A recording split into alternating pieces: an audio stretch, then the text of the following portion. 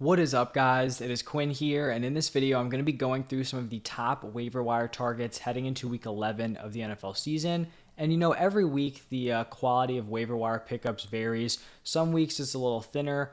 Honestly, this week I feel like we have a pretty solid crop of players, especially at the running back, wide receiver positions, and then also the defensive streaming options I think are pretty strong this week. So I think this is a good opportunity for you guys to go out and kind of improve your fantasy rosters while you guys are making a push towards the playoffs. If you guys have any questions, it doesn't have to be just waiver wire. It could be trade advice. It could be start sits. If you drop it down below, I will get back to you. And then I just want to talk about Underdog Fantasy Football. As you guys probably know, if you use the link in the description or use code Quinn when you're signing up, they will double your first deposit up to $100.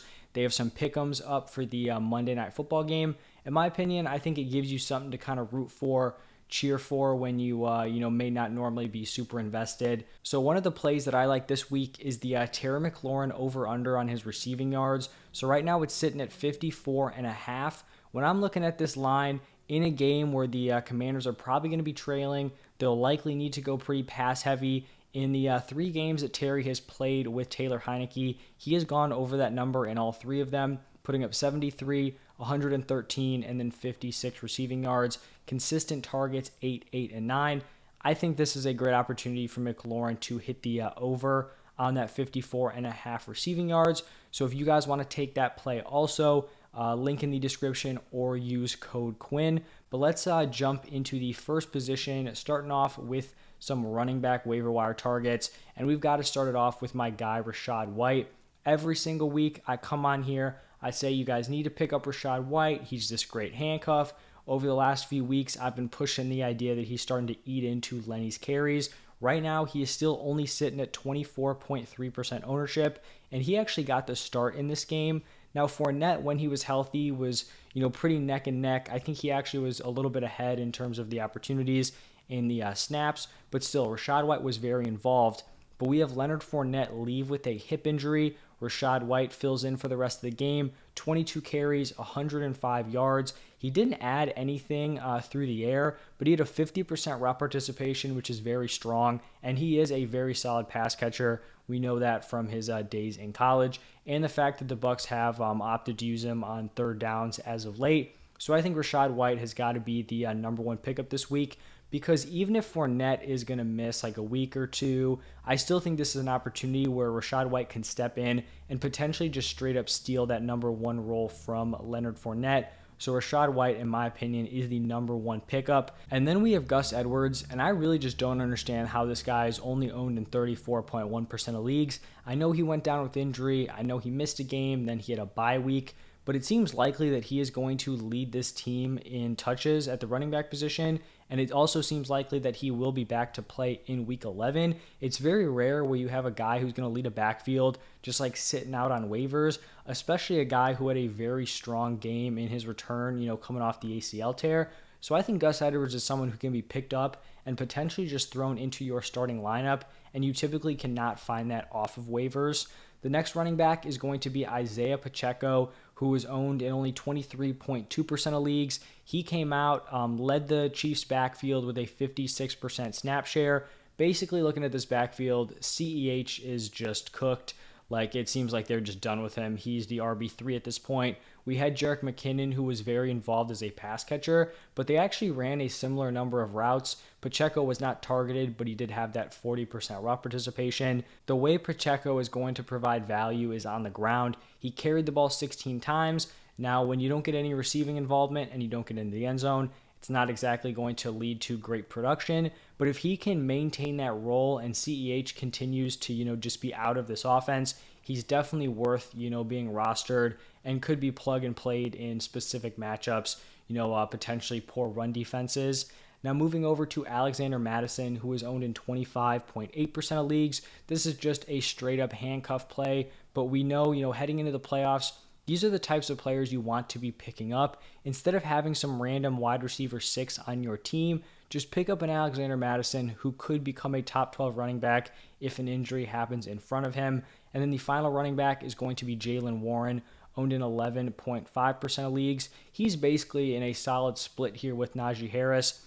He had a 43% snap share. He's taken the third downs. They actually split the goal line snaps, which is kind of notable. And he also had 9 carries, 3 targets. Now, this offense, I don't think, isn't explosive enough or high scoring enough where you can play Warren in this limited role, but it's the fact that he is getting week to week involvement and then has the upside if Najee Harris does go down ahead of him. Now, switching over to the wide receiver position, we have got to start it off by talking about Kadarius Toney. I think he actually slipped under that 50% ownership percentage sometime last week after, a down game in his first opportunity with the Chiefs, because right now he is owned in 47.8% of leagues, and he only played in 44% of the snaps of this game, only had a 43% route participation, but he turned that into 5 targets, 4 receptions, 57 receiving yards, a receiving touchdown, and then carried the ball twice for 33 yards. So, it may be a little bit concerning that the overall usage isn't there in terms of the snaps, especially when you take into account that McCole Hardman did not play in this game, and then Juju left fairly early on. But in my opinion, I'm going to look on the bright side here. He is just a stud player when he has the ball in his hands. I think the Chiefs are going to get him more and more involved. I honestly think the way they're using McCole Hardman, I feel like Kadarius Toney is just a straight up better fit in that role. So I think he's going to continue to build on his usage, and I think he could be someone who turns into a viable start. I think this is a great fit when you look at his skill set, and I do think he is worth, probably the number 1 wide receiver pickup. The only guy who I think could maybe compare is Donovan Peoples-Jones. Actually, to be fair, there's a lot of solid options here, so it's kind of just, picking what type of guy you like. But looking at Donovan Peoples-Jones, he's owned in 20.8% of leagues, coming off of a 5-catch, 99-yard game. And honestly, when you look at this dude's stat lines, he's had a pretty impressive season yardage-wise. He just hasn't scored the touchdowns, so the fantasy numbers haven't looked great. He's put up at least 50 receiving yards in the past 6 weeks, and he's also put up that number in 6 out of 9 games this year. So I don't know if he's startable right now with Brissett at quarterback, but with Deshaun Watson returning in the next few weeks, looking at how impressive he's been with Brissett at quarterback, I don't think it's impossible that he's like a top 24 guy once Watson does return. So I definitely think he is worth a pickup. Now, another guy who, is definitely worth a pickup here, Christian Watson, owned in 5.8% of leagues. He's had a rough start. He's had some drops. He even had some drops early in this game. He's had a ton of injuries. He just hasn't been able to stay on the field. But we know he's a very talented kind of raw prospect as a rookie here. But with all the injuries to the Packers wide receivers, he steps in, has an 88% route participation. I think it actually would have been even higher. I think he had to come out for a play or two due to, a potential injury. But he's targeted 8 times, catches 4 of them for 107 yards and 3 touchdowns. This was a huge coming out party for Christian Watson. And, there are some clear pros and cons here. He may not be ready, for this huge role, but it's the fact that he is going to have the opportunity with all the injuries around him. He just had this huge breakout game. You're playing with Aaron Rodgers. The wide receiver room is super thin. We are going to find out if Christian Watson is that guy or not. And you guys know my philosophy with rookie wide receivers. If they start to show us that they are good and, startable for fantasy, we have to listen and we want to go pick them up. So Christian Watson really should not be available anywhere on waivers, because just the ceiling this man has, if he can put it together, like the wide receiver 1 for Aaron Rodgers, if he can figure it out, it's a very valuable role. I know Allen Lazard has that on lock right now, but in terms of raw talent, there's not many wide receivers who can compare with Christian Watson, and I don't think Lazard can if Watson, does hit as a stud prospect. So I think Watson definitely should be picked up. Another wide receiver who should be looked at is Paris Campbell, who is owned in 22.6% of leagues. He comes out, has a 90% route participation, and with Matt Ryan at quarterback, Campbell has just been a stud. So his last 3 games with Matt Ryan at quarterback, he had 7 receptions for 57 yards and a touchdown, 10 receptions for 70 yards and a touchdown, and then 7 receptions for 76 yards and a touchdown. So definitely worth, being rostered at this point. And then the final wide receiver is going to be Darius Slayton, who was owned in under 5% of leagues, only in 4.6. And this hurts me as someone who, is very high on Wan'Dale Robinson. I've talked about him in these videos a ton, but at this point, it just looks like Darius Slayton is the guy in this offense. Over the last 5 weeks, these are his stat lines: 6 for 79, 1 for 18 was his 1 down game. then 3 for 58 and a touchdown, 5 for 66, and then 3 for 95 and a touchdown. So definitely someone to look at. And since the ownership percentage is so low, he may honestly be available in more competitive leagues. Now switching over to the quarterback position, we've got 2 streaming options, 1 long-term play. Jimmy Garoppolo only owned in 35.9% of leagues. I just think he's going to be a solid weekly streaming option. Even in a game where the 49ers offense wasn't really clicking, it wasn't firing on all cylinders, he was still giving you solid fantasy production. Then we have Deshaun Watson, who was owned in 28.1% of leagues. I believe, I may have this wrong, but I think I'm correct here. I believe he's able to return to practice today, and then he can play in week 13. So we're starting to get closer and closer to Deshaun Watson's return. And, if you are able to roster him on the bench where he's just able to sit there, I do think he's worth a pickup at this point, especially if you don't have great quarterbacks, starting in your lineup. And then the third quarterback is going to be Marcus Mariota, who is owned in 37.6% of leagues. On the season, he's averaging 15.5 points per game, so nothing crazy, but he does match up against the Bears defense in week 11. We've seen, this Bears defense can be susceptible to some big games, especially, after the moves they made at the trade deadline. So I think if you need a streamer, Mariota, isn't a terrible option. Now switching over to the tight end position, I wouldn't say it's a stacked week for the tight ends, but we do have Cole Kmet, who is owned in 38.5% of leagues, coming off a back-to-back 22-plus point, 2 touchdown games. So just back-to-back monster performances out of Cole Kmet. Now, I do think he came out of the game late, but from what I saw, it didn't appear to be like a super serious injury. It seemed like he just got kneed in his thigh, and that kind of hurt him for the moment. So obviously, if we're hearing news about a more serious injury, then disregard. But I do think looking at the options here, he's probably one of the better pickups.